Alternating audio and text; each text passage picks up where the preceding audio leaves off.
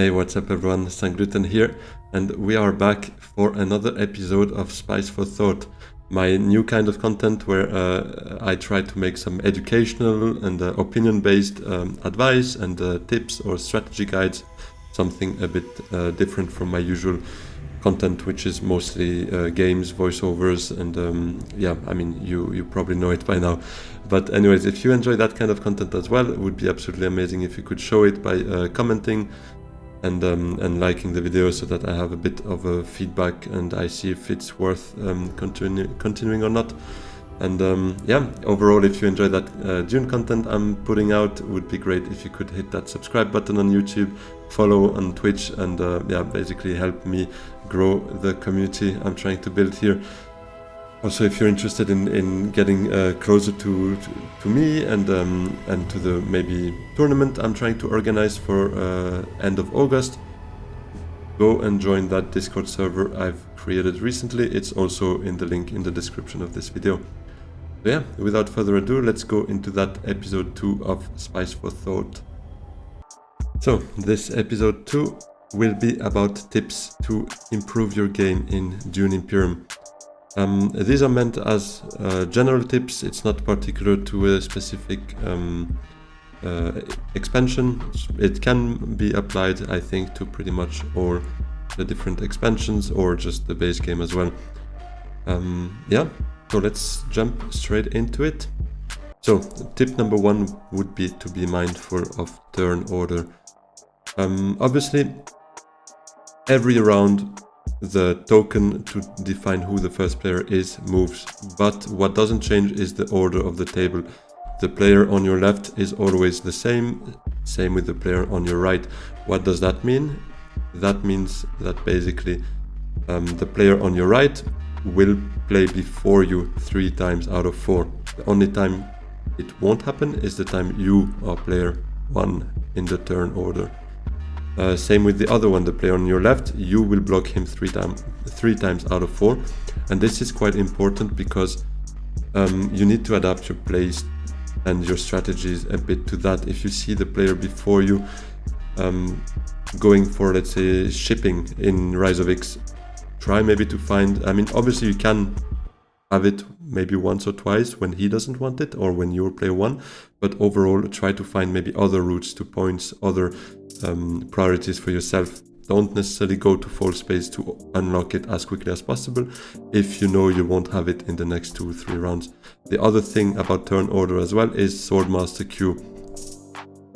Maybe, I mean, again, keeping that example of shipping, maybe it is worth just going up, down, get the 5 Solari to get ahead of the queue, because if you miss it by going up, and then recalling later, you might actually not only push it by 1 round, but maybe everyone else will actually be able to get their Swordmaster before you, and that can be very detrimental to your game. I think overall it is important to see who is where in terms of Solari. Where are you? Can you get ahead of the queue? Is often a good question to ask yourself. Overall, it doesn't only apply to Swordmaster, also can apply to, let's say, Hayliner round 7, if you want that 2VP conflict at level 3 combat.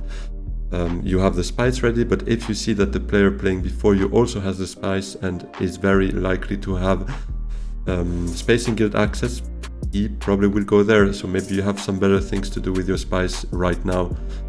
These are the questions you can answer with that tip number 1. Tip number 2, deck size matters. This is, I think, very underrated, and at least as a starting player, you don't realize how much it is gonna impact your game. Don't buy for the sake of it. Buy a card if you see synergies with it, if you have a plan, basically, or if you need to increase your persuasion. That, I mean, that's a kind of a plan as well in the end. And trashing is also very underrated, especially early in the game. The earlier you can trash those daggers once you're done with getting your Swordmaster, or if you were able to replace them with, let's say, Arrakis liaisons, which give you those green accesses. Trashing is very, very underestimated in my opinion. And basically all of that leads to the fact that each card in your deck counts. Having a deck of 10 cards or 15 cards don't sound like it is so much different, right? Yet it is actually very different. I mean, when you count the fact that you have 5 cards in hand, and let's say you draw maybe 1 card on average every round, you will basically see your cards in a 10 deck. In a 10 card deck, you will see your cards every 2 rounds normally. In a 15 card deck, you will see them only every 3 rounds. And counting on the fact that a game is usually 7, maybe 8 rounds, and you probably bought that card maybe round 2 or 3, it is the difference between seeing that good card round 2 times or 3 times maybe even 4 if you can manage to draw a bit more. But basically every card counts. Number 3, action purpose. One thing that we don't realize is, or at least early in playing Dune, is you don't have that many agent turns actually. Grand maximum you have probably 20, 25 agent turns if the game is long, goes towards those 8, 9, 10 rounds, and if you get an early Swordmaster. Usually you rather have 15 to 20 agent turns. So you need to prioritize your moves. What do you want to do? What do you need to do to get those points? And you need to anticipate your opponent's goals as well, or at least try to guess them, to prioritize your moves. What will likely be blocked for my second agent? What do I need to do first? And this is something I see very often, someone having 8 Solari. Maybe everyone else already has the Swordmaster, or maybe nobody else has even close to 8 Solari, and yet the first move is Swordmaster. This is just wrong. I mean, you can go Swordmaster with your second agent. Actually there is one edge case where it's not wrong, is if you know someone else has the voice, that card that allows to block a space, in which case they might block you from getting a Swordmaster that round. There, fair enough. But that's a very edge case. More often than not, that's not gonna happen. So obviously pay attention to the cards your opponents buy. If there is a voice, maybe think about it. If not, just prioritize your moves first. Do that Still Suits, or that Carthage, or Smuggling, or whatever else you need to do before getting that Swordmaster, because nobody else will compete for that. In that case I was making up. So just anticipate and prioritize. Feel the rhythm. That's not something you can learn. That's practice and playing a lot. And I, to be honest, still get it wrong often. That's perfectly fine. It is this balance between deck building, securing points, preparing for next round, getting something done right now. This is something that you need to understand and get a feel for. Make sure that you don't buy that Kwisatz Haderach round 6, for instance. If you have 9 persuasion, you buy a Spice Must Flow. You take that point. Because Kwisatz round 6, you probably see it one more time. And this is probably not going to be worth a point. It might be, but why would you take an uncertain future point when you can take a Spice Must Flow right now for a certain point right now? It is something, this is a very obvious case, but I would say there is no like clear recipe. It's not the truth, but more often than not, I would start buying Spice Must Flows instead of a very good card round 4 already, maybe round 5. Depends a bit on the game, obviously, but it's a bit the rule of thumb I play with. Preparing for next round is something, obviously you need to be certain there's a next round, and what does it bring you? Like gathering 6 spice for a Hayliner round 7, definitely. That sounds like a huge upside. You can get those 2 VPs from a combat. That sounds very interesting. Other than that, try to secure points right now. Take what you see in front of you. And if you can get into some certainty for next round, if you know what card you will draw next round, let's say a Firm Grip, maybe go get those 2 Solari to make sure you can play the Firm Grip, and so on. Influence and resource management is something else. The resources we kind of said before already. Try to get those spice before round 7. That makes a lot of sense. Influence is also a bit trickier, but you need to try and get at least a friendship with every faction by round 7, maybe 8 if it's a slow game, but I would target round 7. So you have to play those diplomacy, those faction access cards that you see when you have them in hand, because Otherwise, it might get complicated to get those friendships on time. So yeah, get a feel for the rhythm. That's not something you can really learn with theory. You just gotta play. Number 5, plan ahead. This is, I feel, quite interesting and important, is early. Find your road to Swordmaster. Your player 1, your player 2, probably gonna go through smuggling if it's with Rise of X. If not, if it's base game, you probably target Cell Melange, something that converts those Solari quickly, and get to 8 Solari as quickly as possible, because getting that third action is very important. As we said before, you have a limited number of agent actions, but obviously the earlier you get your Soulmaster, the more of those you get, also comparatively to your opponent, so that makes a lot of sense. Mid-game, start to build a road to your end game. It doesn't necessarily mean you will see a path to victory, but at least try to build your game towards getting those 10 points. Very nice to get those friendships with every alliance, very nice to get an SMF, but you need to get to 10 points, and you need to try and map those out to see what you can do with your agent turns, to see what you should prioritize to be able to get to those 10 points at least. Obviously, planning ahead is fine, but you also need to potentially change your plans. You need to scrap and adapt. Someone might block you, there might be a combat, easy to grab because nobody else actually committed, so go for it. You might draw something you didn't plan on getting, maybe diplomacy, play it. You might draw an intrigue card that change your priorities and change your plan. This happens, and that's also the beauty of the game. Obviously, you cannot plan ahead for everything. You still need to get a plan, but that plan might change, and you need to be ready to accept and adapt. Number 6 would be see the point, take the point. That's something, I mean, obviously early might change, especially with the friendships. You don't need to take the friendship exactly at that moment. You have 4 friendships, build towards all of them. That's fine. But overall, when you see an easy point, you should take it sooner rather than later.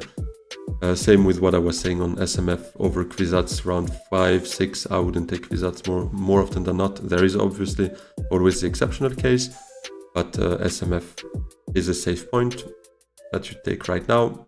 Just take it. Combat intrigues is the same. Don't save it for a future potential combat you might need it. If that combat intrigue you have right now allows you to go in front and actually take a win, just try it. Maybe the other opponent has another combat intrigue, fair enough, but you couldn't know that unless obviously you're Andro and you knew about that card all along. Then maybe you can calculate differently. Other than that, don't bet on contingencies, just take what you see in front of you. Number 7, I think this is also super important. Don't draw blindly. How big is your deck right now? What is in your discard? When and what will be reshuffled if you draw right now? You don't want to reshuffle your discard when it's full of convincings, daggers and nothing else. You just do anything else but drawing at that moment. How likely will you hit or miss what you're targeting in your shuffle? What is in your deck right now? You probably target maybe an SMF. How likely will you get there? How many 2 persuasion cards do you have there that will allow you to get the SMF? If it's 20-40% chance, you might be desperate enough to try it. If you have other things to do that also bring you points, maybe go for those more certain routes. Exactly, any other valuable action instead would be the last point. I hadn't read yet, but that's exactly what I meant with that. You might have other more certain routes to take right now instead of a low probability hit based on your draw. So don't just draw for the sake of it. Look at what it brings you, or look at what it triggers afterwards. Number 8, leverage your leader. Play your signet ring more often than not, unless you're Yuna, and in that case early game indeed you won't get much value out of it, but that's fair enough. Later in the game you should be able to, but you usually have your signet ring maybe 3-4 times in the game, so when you have it, try to leverage it, especially as a strong ring like Lido, obviously, Ilban early in the game. I mean, there are many others, but those are the two that come to my mind right now. Play your signaturing when you can. Adapt to your passive ability as well. I mean, Mentat, Dread, that again for Lidor or Ilban in those cases.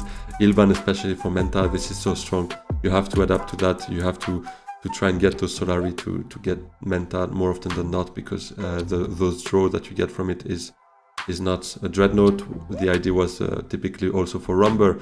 You get more power out of that Dreadnought, so why not actually buying one? It's also good for Lido. It costs 1 Solari less, so why not going for it? And obviously the other side of that coin is to be mindful of your opponent's leaders. If there is an Ilban, you might consider blocking Menta also, because it's too strong for him, and so on and so on. So this is something that is worth keeping in mind. Tip number 9 would be to be rational and reasonable. Don't heat up your blood too much. Don't blood shoot someone else. If someone steals your alliance, fine. Maybe you have an easy way to get it back, but don't overcommit to those alliance fights, because that might prevent you from getting another friendship, for instance, or a combat.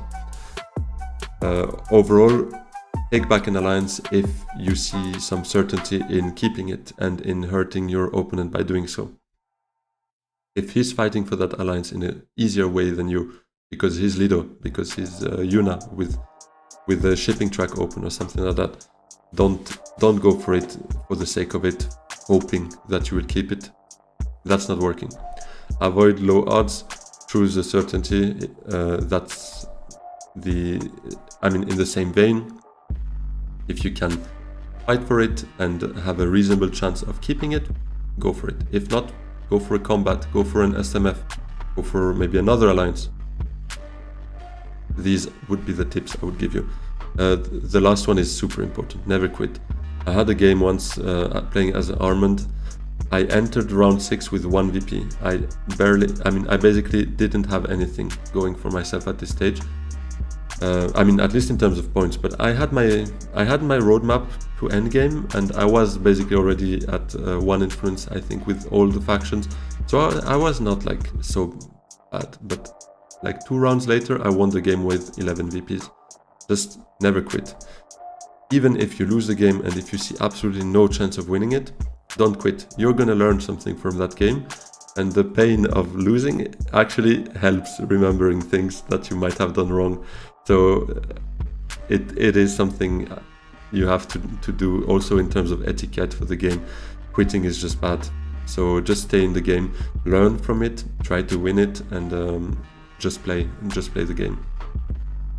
Number 10, and you're gonna hate me for that. It's a bit like in chess. Don't follow these rules. Play your game and adapt. There is no universal strategy. There is no recipe for success. And those 9 rules that we had before might work more often than not, but sometimes you need to actually be able to go the other way, similarly to chess. So yeah, that's the other point why you shouldn't quit as well. Lose, learn, and move on. Go to the next game with those learnings, and you might lose again.